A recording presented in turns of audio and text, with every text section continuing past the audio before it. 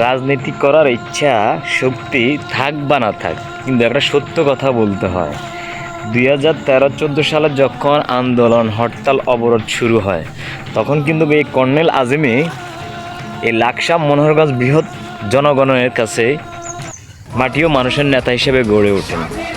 এবং তিনি, আমরা দেখছি 2013-14 সালে তিনি রাজপথে আপনার মাটিতে বসে আন্দোলন সংগ্রাম করছিলেন এবং কি হরতাল পালন করছিলেন। তো আমরা ওনার এই কৃতিত্ব কিংবা ওনার এই সাহসিকতা আমরা কখনো বলতে পারি না, আর বলতে পারবোও না। কারণ আমরা দেখছি ওনাকে, আমরা কাছ থেকে দেখছি। ইভেন মনে করেন আমার বয়স যতটুক, অল্প বয়সে আমি ওনার যে মন মানসিকতা দেখেছি, এরকম মন মানসিকতা আর কোনো নেতার মাঝে আমি দেখি নাই।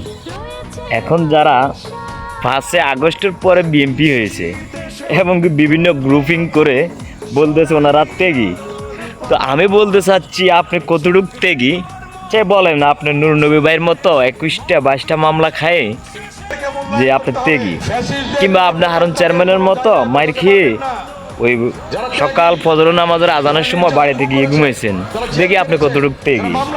হ্যাঁ, আমি দেখি আপনি কতটুক ত্যাগী যে আপনার যে সাফায়েত ভাইয়ের মতো মামলা খেয়ে আপনি জেলে গেছেন, কিংবা ওনারা জেল খেটেছেন যাদের কথা বললাম, নূর নবী ভাই, সাফায়েত ভাই, কিংবা আরও আছে মুন্না ভাই।